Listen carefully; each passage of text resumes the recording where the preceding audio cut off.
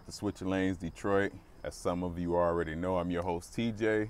If you're new to the channel, please like and subscribe, share with a friend or two, share on your Twitter, your Instagram, your Facebook, whatever you need to do. We do appreciate it. But no, let's just jump right in. As you guys seen from the title, we finally finished the rear brakes here. It was it's labor of love. Never in a million years did I think I would have to source parts to fix brakes from a junkyard, but lucky enough, the junkyard had the parts we needed, and we got them, and we cleaned them up, and we made it work. That's all that matters. It's kind of just one of those things, because the prices that they charge over the counter, ridiculous, of course, but I understand it's a classic German vehicle. Makes sense, and it's a Mercedes. Whether it's 30 years old, whether it's you just bought it brand new, that's just the name of the game. You don't have a catalog to just order parts out of. Fair enough, but like I said, we finished the rear. We got everything cleaned up, as you will see it in footage and everything like that. And once we had all of the parts in hand, everything pretty much rolled smooth over a period of a couple days, just letting things air dry and things of that nature. But the fun doesn't stop there. Plenty of pun intended, because now we're off to the front. Now, I don't know how much of the front I'm going to record, but I've already started it. It's pretty much the same as the rear pins clean up, except for the front, it has a sensor. So I'll probably show you how to get that sensor in there. That's actually pretty unique. Not a lot of vehicles have that brake wear sensor in there. So that's pretty unique. It doesn't really cost much more to replace, so that's a good thing. Now, another thing I did find unique with the front brakes is that it has 4 piston calipers. Now, your typical calipers has 2 pistons, one on the outside, one on the inside. When you apply brake pressure to the pedal, or you apply pressure to the brake pedal, it pushes the calipers in, closes in on the rotor, slows you down, eventually stops you. Plenty of pressure to stop you. But Mercedes, they did 4 pistons in each caliper, which is new to me for a vehicle this old. So they did 2 on the outside, 2 on the inside. So more pressure, even wear. So that's pretty cool right there. They don't cost more. Usually that's a type of performance setup right there. And no, it doesn't cost any more. So that's pretty cool. That's going to help out a whole lot if I have to replace the calipers. Hopefully I don't. Hopefully I can just repaint them, clean them up, get the rust off, and repaint them. But if I have to replace them, I have to replace them. It sucks, but that's the name of the game, When you look under, when you watch the video, you will notice it's a lot of rust going on. I believe the car had been sitting. Now, the guy I bought the car from, he wasn't for sure. He just bought it as a flip vehicle. He's really into Mercedes. He actually had a couple of them for sale. And so it looks like, like I said, like the vehicle's been sitting. So we'll get that cleaned up at the top of next year before it goes off for a paint job. So like I said, I'm gonna knock the front brakes out. So hopefully I can get this thing rolling by tomorrow, so we can get back to our getting coffee in a classic Mercedes. I think we should make that a segment. I think that'd be pretty cool, every Sunday or something like that. And we just talk, just a vlog, that's it. Now, while the vehicle is in the air, I'm also gonna go ahead and drop the old oil and put fresh oil and a new filter in, just because, the weather's changing here in Michigan, and it's going to be sitting through the winter. So let's get some fresh oil that I know is in there. And that oil is a whole nother animal. I'll tell you about that here soon. But let's keep it simple, man. And we're going to roll into the footage. I did a little bit of a time lapse with drop some music in there just to get you guys through it and not drag out the process. So hopefully you guys enjoy it and get to the end of the video. Oh, excuse me.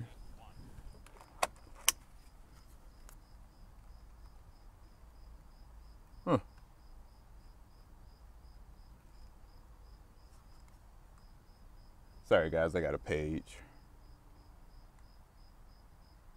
Yeah, I don't recognize that number.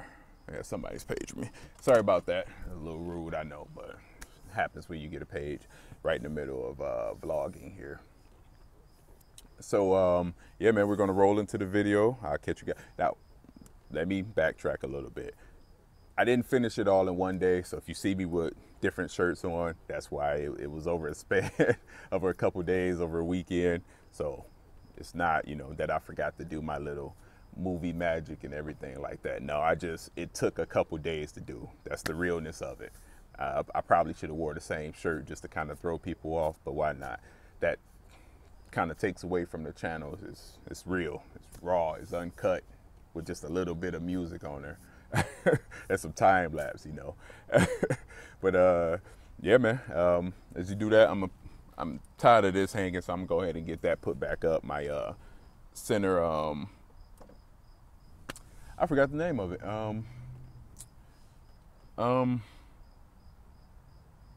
Yeah, it's a light and some buttons. I'm drawing a blank. I forgot the name of what you would call that here. Oh well, I'm gonna get it up so I can get the sunroof open. Because once we finish the front brakes, I want to get it down, get it washed, and take it for a test drive and see if we still hear any of those noises and make sure we have brake pressure. Now, I did have to get a special brake fluid. Not special, it's just .4 brake fluid. It's a synthetic. Well, all brake fluid is pretty much synthetic. Most vehicles, common vehicles, well, I don't want to say American, just American, but most vehicles use the .3. Well, Mercedes use .4. So you got to be careful for that. You know, make sure if you ever need to add brake fluid, make sure you're putting in the right brake fluid, or it will cause brake failure with the ABS system. Just the way it is. So yeah, this vehicle takes .4, which I bought for like $6 or something like that on Amazon. That's pretty much it right now, man. Like I said, thank you guys for tuning in.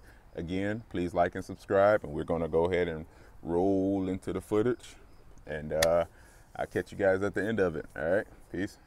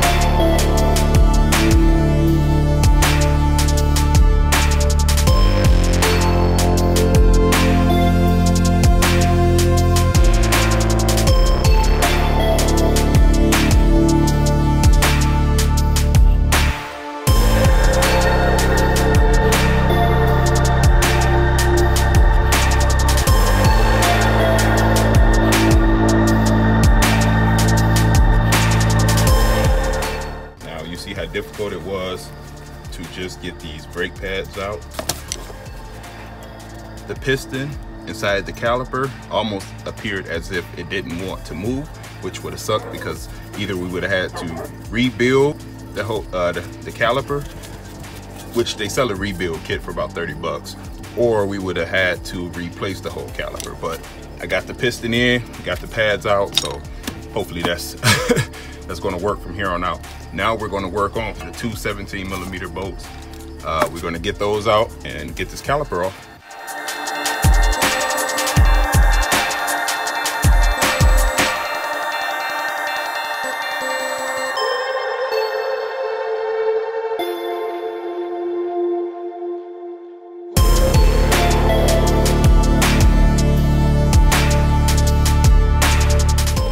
See, now here we put the two bolts back into the spindle so we don't lose them. We know exactly where they are. Just give them a little snug so they're not going anywhere.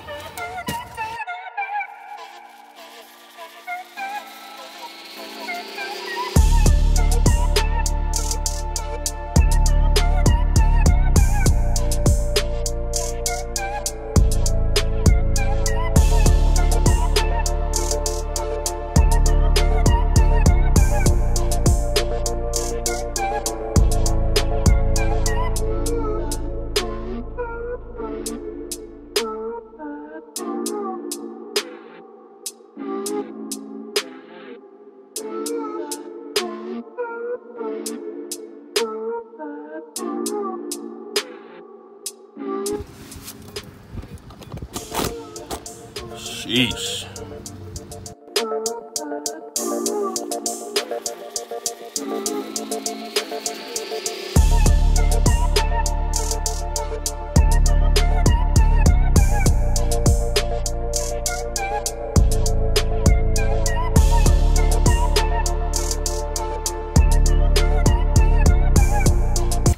That should be pretty good. Mercedes, they don't use lug nuts. They use studs like these. Now we are going to replace these because you see how rusty they are, but we're going to wait until we get our aftermarket wheels. But even still, I'm going to clean these up also.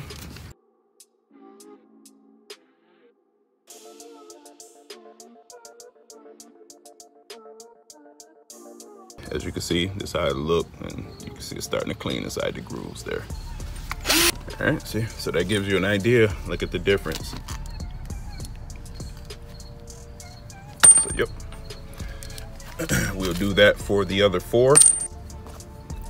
All right, so like I said, just a brush like this. Get in there. Not going to hurt anything.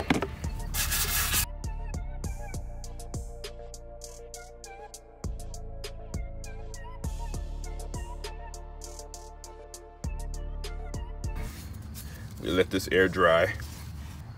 Now, we're also going to do the same thing with the new rotor because it's, you know, it's machined, so it has oil that when they cut it and machine it. And so we use Dawn dish soap, wash it off, get that dried off, let it air dry.